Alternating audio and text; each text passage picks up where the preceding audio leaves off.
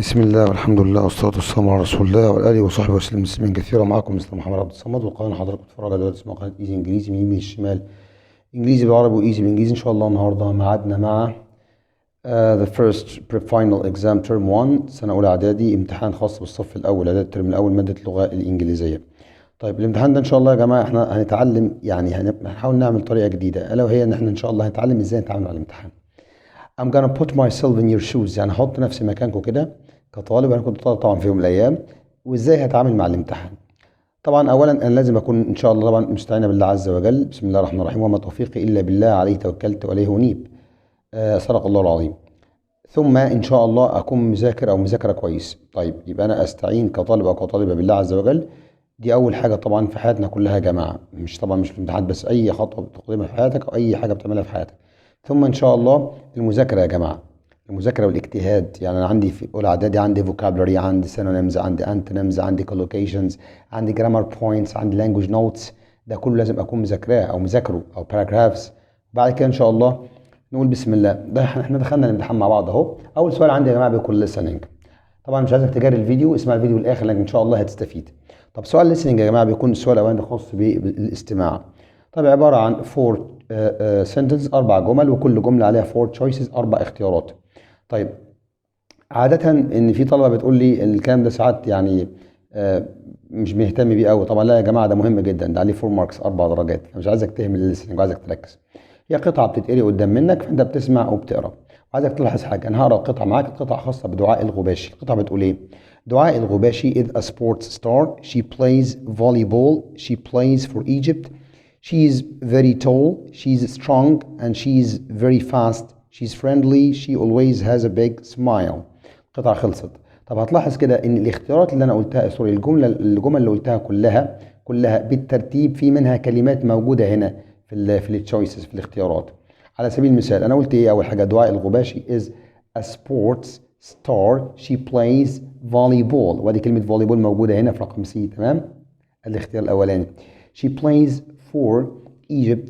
She's very tall. She's very tall. بص يا جماعه، الاختيار الثاني جه بعديه في نفس في الجمله الثانيه على طول. She's very tall، هي طويله جدا. تمام. She's strong and she's very fast، سريعه وقويه. طبعا ده مش موجود، نكمل، مش مشاكل، نسمع كويس والمدرس او المدرسه بتقول لنا يعني. الاستماع ده بيقال ليك، فانت بتسمعه وبتختار بناء على اللي بتسمعه. She's friendly، هي ودوده. She always has a big smile، هي ودودة وعندها طبعا ايه؟ بيج سمايل. طيب ابتسامة ايه؟ عريضة. لاحظنا احنا في بداية الفيديو، معلش يا جماعة طبعا، اللي هو السؤال نمبر 3، شي بلايز فور، بتلعب لمين؟ اللي خد القطعة دي موجودة عندكم، الريدنج ده، القراءة، الدرس ده موجود في اليونتس. هي بتلعب طبعا فور ايجيبت. وكمان في بداية القطعة قلنا دعاء الغباشي از ا سبورت ستار. شي بلايز فوليبول. شي بلايز فور ايجيبت. فممكن عادي السؤال كده احنا سمعناه، ممكن يؤخر شويه، يبقى شي بلايز فور ايجيبت. سؤال الاستماع طبعا ما نهملوش. طب نيجي بقى لاهم حاجه في الامتحان، وانا متاكد ان بتبقى اهم حاجه عند كل الطلبه، يعني هي سؤال تصحيح خطا. اللي هي الكونفرسيشن او الديالوج، الحوار او المحادثه اللي قدام مننا دي يا جماعه. طيب نقول بسم الله. راس السؤال بتاع المحادثه اولى اعدادي مهم جدا جدا جدا. ده بيعرفني الزمن وبيعرفني كمان المكان، البليس بتاع المحادثه. بيفرق معايا جدا يا جماعه ان انا اعرف زمن المحادثه انه زمن، وكمان بيفرق معايا المكان او الاشخاص اللي بيتكلموا في المحادثه. المكان المحادثه اذا كان مثلا عياده دكتور، اذا كان ريستورانت مطعم، او اذا كان ات هوم، او اذا كان ات سكول، بيختلف. طيب في استخدام الجمل. فسامي بيقول كان I ask you some questions. اي حد عارف فيكم ان كان I هل يمكنني، هل يمكن دي اسمها يا جماعه polite request، طلب مهذب. ممكن اسالك بعض الاسئله في رد، المفروض الرد بالموافقه او الرفض. سامي قال له do you practice sports، هل تمارس الرياضه؟ يبقى فوق هنا وافق، والدليل انه سامي رجع يساله قال له هل تمارس الرياضه، يبقى هو هنا وافق. في ناس بيقول لك ممكن اقول yes you can، نعم يمكنك، ولكن انا بفضل لما يبقى الاجابه السؤال فيه كان I هل يمكنني، دي بسميها polite request. فلازم يكون عندي برضو polite answer او polite reply، رد يكون ايه؟ مهذب، زي الطلب المهذب. فممكن اقول له ايه؟ sure، sure بالتاكيد، ها، go ahead، go ahead يعني تفضل او تقدم. طب افرض قلت sure بس، مش مشاكل. افرض قلت yes you can، تمام، بس انا بفضل sure go ahead. او ممكن تقول of course بالطبع. فسامي قال له do you practice sports، طبعا do زائد الفاعل زائد المصدر، do بمعنى هل، فالاجابه هتبقى yes او نو. برضو احنا مش عارفين هو بيمارس رياضه ولا مش بيمارس. هنلاقي برضو عمر هنا نقط، وبعد كده سامي رجع ساله سؤال تاني وفي نقط، وعمر قال له I play volleyball. I play volleyball، بلعب كره طائره. يبقى فوق هو طبعا بيلعب رياضه او بيمارس رياضه، فهيقول له يس ويعمل عمليه المقص. ما تنساش تاخد معاك مقص وانت رايح الامتحان طبعا. I'm joking، انا بهزر طبعا. يو هتيجي هنا وهتتحول الى I، تمام، وهجيب دو هنا. يس I do. طبعا يا جماعه كلنا عارفين يو في السؤال بتحول لاي في الاجابه، عشان هو بيقول لي هل انت تمارس رياضه، وانا برد عن نفسي فبقول له نعم انا امارس رياضه. يس اي دو. سامي ساله سؤال، ناخد بالنا برضو من النقط ونبص في الاخر يا ترى فول ستوب نقطه ولا علامه استفهام. هنا في علامه استفهام، تمام. فعمر قال له I play volleyball. I play volleyball، بلعب كره طائره. يبقى هو عايز يقول له ماذا تلعب او ما الرياضه التي تمارسها. طيب ما او ماذا يعني what، تمام. الرياضه يعني sport. what sport، ما الرياضه. كده انا محتاج يا جماعه فعل مساعد وفعل. طيب هنبص للجمله، في اي فعل مساعد هنا من الافعال اللي اخدتها وعدت عليك، am او is او are او was او were او can او could او will او have او should. طيب الافعال المساعده هنا مش موجوده، فقال لي اذا لم نجد فعل مساعد في الجمله بننظر الى زمن الجمله. فعندي الزمن هنا play في المصدر، فهجيب الفعل المساعد على طول مين؟ do، تمام. ولو كان plays هقول does، ولو كان played في الماضي هقول did. طبعا do زائد الفاعل زائد المصدر، الفاعل هنا I يتحول الى you، تمام. يبقى what sports do you ثم الفعل اللي هو practice تمارسها. do you practice، ما الرياضة التي تمارسها. كده السؤال خلص يا جماعة، وسؤال تكوينه سهل جدا، بس فهمنا للقاعدة كلمة استفهام زائد do أو does في المضارع البسيط طبعا، زائد فاعل زائد مصدر. سامي نقط وسأله سؤال، هنا في علامة برضو استفهام. فهنا عمر قال له I play it on Fridays، بلعبها في أيام الجمعة. on Fridays طبعا ده موعد أو ده وقت، تمام. هسأل بوين، تمام، when، تمام. فعل مساعد ننظر إلى زمن الجملة، طبعا مفيش فعل مساعد هنا، هبص للزمن play، يبقى الفعل المساعد هنا على طول do. ليه بقى يا جماعة؟ لأن الفعل هنا في المصدر، وI الفعل يتحول إلى you، والفعل في المصدر play. when do you play، طبعا والفعل هنا بقى مين؟ it. when do you play it، متى تلعبها؟ قال له I play it on Fridays. فسامي قال له thanks for your time، شكرا لوقتك. في بعض الجمل يا جماعة إجابتها ثابتة والرد عليها بيكون ثابت في كل المحادثات. لو حد قال لك شكرا هتقول له العفو. العفو يعني طبعا تمام. سامع حد بيقول لي طبعا نعمل واي كابيتال كده، you are welcome. you are welcome يعني العفو. ممكن اقول له ايه؟ my pleasure، بكل سرور، او هذا من دواعي سروري. هذا من دواعي سروري، انك سالتني وانا رديت عليك. my pleasure you are welcome. طبعا هنا دي ار يا جماعه، سوري، ار بعد كده اي يعني apostrophe. you are welcome العفو او my pleasure. move on to the next question. السؤال بعد كده، السؤال بعد كده اولى اعدادي، هو سؤال القطعه ومش عايزكم تقلقوا منه، بس انا بفضل يا جماعه ان احنا دايما ايه، يعني ممكن نقرا كده مثلا الجمله او الجملتين الاولانيين عشان نعرف القطعه بتتكلم عن ايه، وبعد كده نقرا الاسئله. لان قراءه الاسئله هيبقى انت كده هتعرف ايه اللي مطلوب منك في القطعه، فهتركز عليه وانت بتقرا. هو هنا القطعه بتقول my name is May، اسمي مي. I'm 12 years old، عندي 12 سنه. and I'm a student in prep school أو preparatory school، في المدرسة الإعدادية. أنا طالبة في المدرسة الإعدادية. my favorite place is my bedroom، مكان مفضل هو أوضة النوم. طيب السؤال هنا الأولاني بيقول إيه؟ how old is May، كم عمر مي. السؤال الثاني name 3 things، يعني اذكر 3 أشياء in May's bedroom، في أوضة النوم بتاعت مي. السؤال نمبر 3 بيقول لي what does May's chair look like، كيف يبدو الكرسي الخاص بمي. بعد كده نخش على اسئلتي الاختيار اللي كملتها في الورقه الثانيه. طب انا هنا عندي يا جماعه بيقول لي how old is May، كم عمر مي. مي بدايه القطعه بتقول I'm 12 years old، انا بقى مش هقول am 12 years old، انا طبعا هقول she is. انا طبعا هتكلم عن مي كمفرد غائب، هي بتتكلم عن نفسها بتقول am يعني انا او I am، لكن انا اقول عليها she is. ولا ولد he is، she is طبعا 12 years old، عندها 12 سنة. بعد كده السؤال الثاني what does May's chair look like، what does May's chair look like، كيف يبدو الكرسي الخاص بمي. طيب أنا عندي هنا بقى يا جماعة May chair. طيب أنا لتوفير الوقت ما قريتش القطعة كلها، ولكن لا احنا تعالوا ندور مع بعض كده على May's chair، الكرسي الخاص بمي. هنلاقي يا جماعة الكلام ده مذكور في السطر الثالث، تمام. sit in my big chair. It is a wonderful chair. كرسي رائع to sit and read a good book. تمام. My cat likes my chair. بتحب القطة برضو بتحب الكرسي بتاعي. Too أيضا. It's black and green. I also have a big red short. طيب إنه أسود وأخضر. طيب يبقى الشير أولا مواصفاته إنه هو wonderful chair كرسي رائع، وبرضو مواصفاته black أسود and green فأخضر. black أسود يعني طبعا يا جماعة it's مش هذا القطة هنا. My cat likes my chair too. It is black and green. طيب انه يعني بيقول لي القطه بتحب الكرسي بتاعي، والكرسي بتاعي لونه اسود ولونه اخضر. طيب السؤال بعد كده بيقول لي name 3 things. انا خططت طبعا يا جماعه عشان الوقت. اذكر 3 اشياء in May's bedroom في اوضه النوم بتاعه مي. تعالوا نشوف مع بعض كده. هي بتقول ايه هنا؟ بتقول I have a big chair. عندي كرسي. تمام احنا قلنا الكلام ده. a wonderful chair ادي رقم 1 يبقى كرسي. بعد كده بتقول في السطر اللي بعد كده I also have a big red heart shaped pillow يعني وسادة على شكل قلب لونها اسود في احمر، او سوري لونها احمر يعني وكبيرة.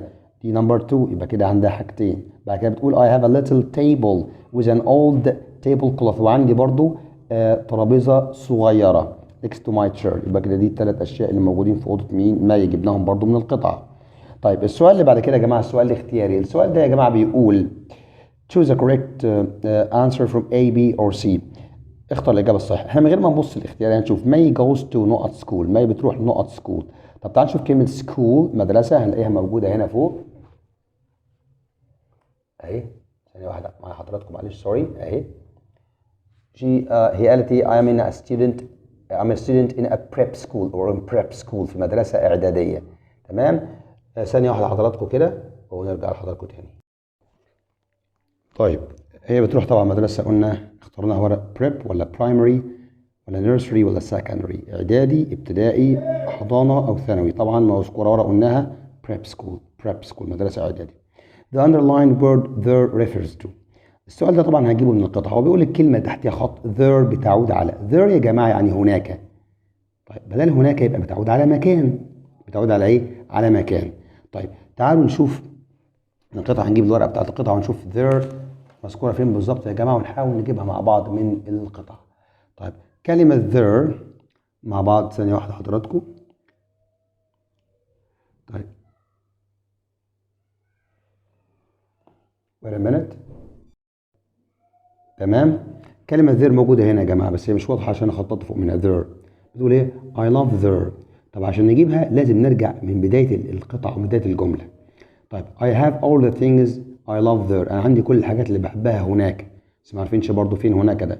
هنكمل بداية الجملة اللي قبل منها على طول هتبدأ هنا بماي بعد النقطة. My favorite place مكاني المفضل is my bedroom. I have all things I love there. عندي كل الحاجات اللي بحبها هناك. يبقى هناك فين؟ طبعا يا جماعة هناك هتبقى على طول نختار May's bedroom. Number B will be the correct answer. السؤال اللي بعد كده بيقول لي إيه؟ May's most favorite place is her. May's most favorite place is her. أكتر مكان بتحبه ماي هو school المدرسة، home المنزل، bedroom table. أنت ممكن تقول طبعا إيه؟ هختار bedroom ممكن، ولكن إحنا عايزين نجيب الكلام ده بالقطعة. سوري من القطعة يا جماعة. هل الكلام ده موجود؟ عايزين نشوف كلمة favorite place في القطعة. فهنعمل سكان عليها كده. هندور عليها في القطعة. هي الورقة مع حضراتكم أهي. هنلاقي الكلام ده. هنشوف كده بيقول إيه هنا. I have all reading lamp behind my chair. عندي a tall reading lamp لمبة طويلة للقراءة خلف الكرسي. This is my most favorite place in the world. أكتر مكان مفضل عندي في العالم. والكلام ده كله موجود طبعا في البيدروم في أوضة النوم بتاعتها وفوق مذكور كمان هنا bedroom. وكل كلامها كان في القطعة عن bedroom. يبقى the favorite place or her most favorite place أكتر مكان بتحبه أو مفضل عندها هو her bedroom غرفة النوم بتاعتها. بعد كده نيجي يا جماعه السؤال الخاص بالتشو ذا كوريكت انسر. اختر الاجابه الصحيحه. والسؤال ده طبعا يا جماعه بيعتمد على الفوكابلري. طبعا اعتمدنا الله عز وجل ثم مذاكرتنا للفوكابلري المفردات اللغويه والديفينيشنز التعريفات والتصريفات واللانجوج نوتس. طيب not say bad things to your parents. لا تقل اشياء سيئه لابوك وامك او لوالديك. طب انا عايز هنا انفي. ما ينفعش اقول له قول اشياء سيئه لابوك وامك. طب انا ممكن هنا انفي بمين او انهي بمين؟ never يا جماعه. never تتبع بايه؟ بمصدر never say. ابدا لا تقول اشياء سيئه لابوك وامك. طبعا never بتساوي don't برضه. ممكن اقول don't say، وعكسهم هما الاثنين always يعني دائما. يبقى always و never لو جوا في اول الجمله يا جماعه يتبعها بفعل في المصدر. ابدا لا تقل اشياء سيئه لوالديك. نمبر 2 you can get meat، يمكنك ان تحصل على اللحم and milk واللبن from a cat، وعايز اقول لي كات يعني cat dog goat ولا lion. طبعا milk and meat لبن ولحمه او لحمه ولبن، يبقى goat المعزه او الماعز يعني. نقط means to ride a bicycle يعني دراجه، يركب دراجه يا جماعه يعني. score يسجل، cycle draw يرسم، drive يقود. drive يبقى طبعا خاصه بالكار، هتبقى طبعا cycle يا جماعه. cycle معناها go by bike، يركب دراجه.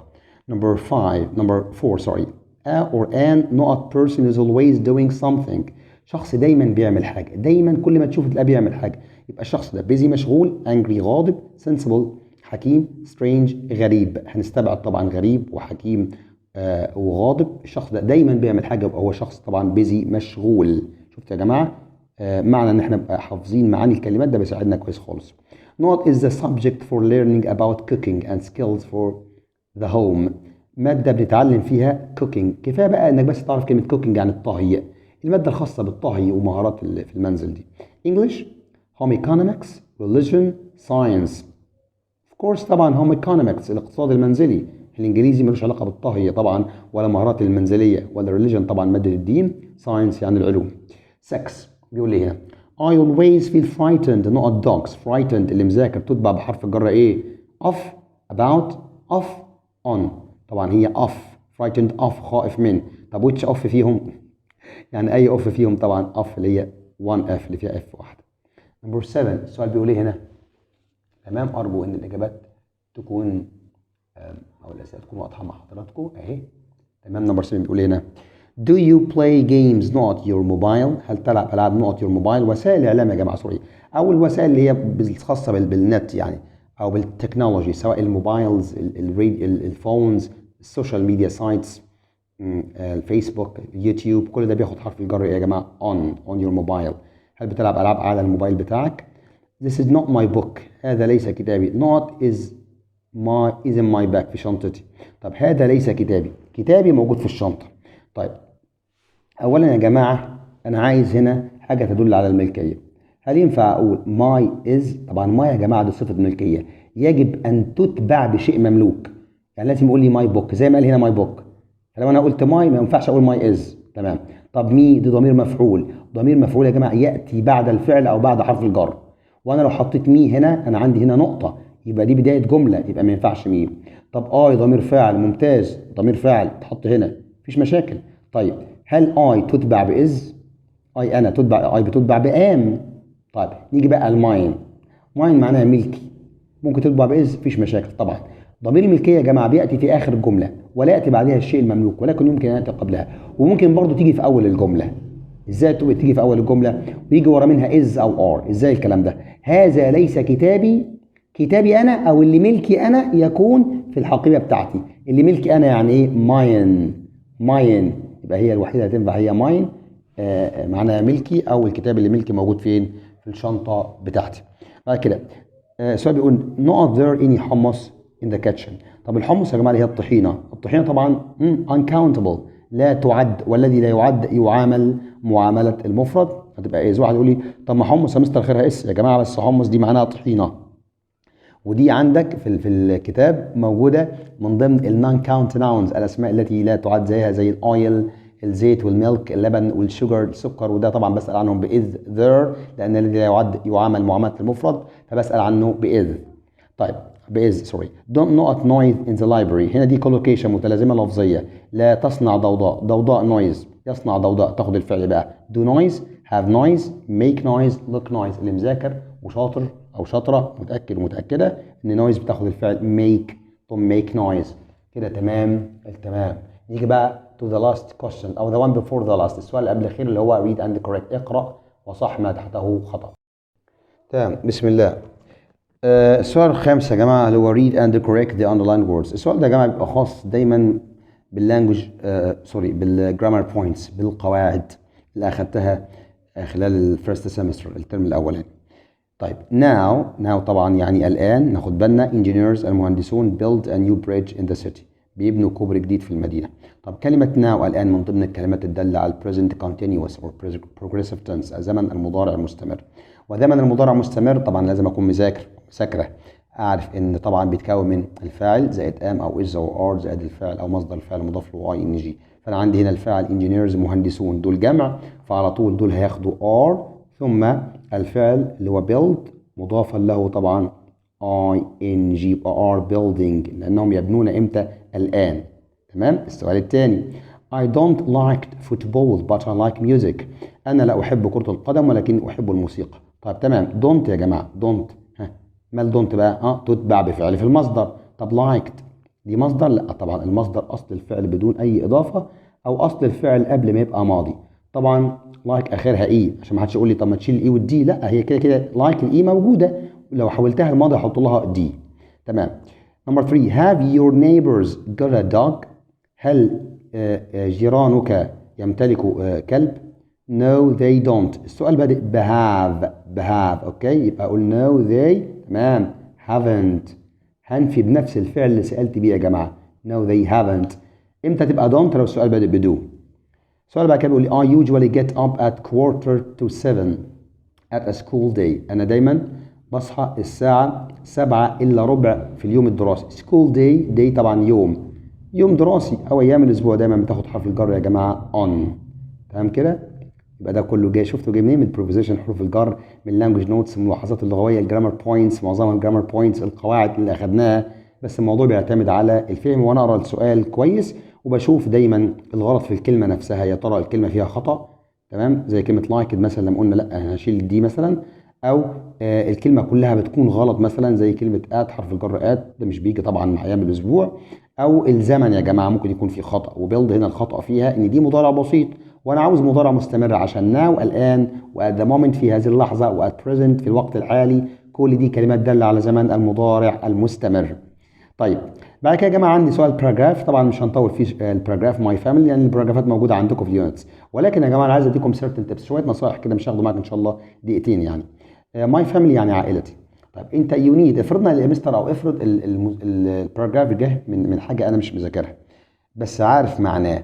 طيب لازم يكون عندك فيه elements، عناصر انت هتمشي عليها. طيب في حاجه اسمها البرين ستورمنج يا جماعه، توليد الافكار. لازم احط لنفسي كام فكره هتكلم عنهم. فلو انا اتكلمت عن ماي فاميلي يا ترى هقول ايه؟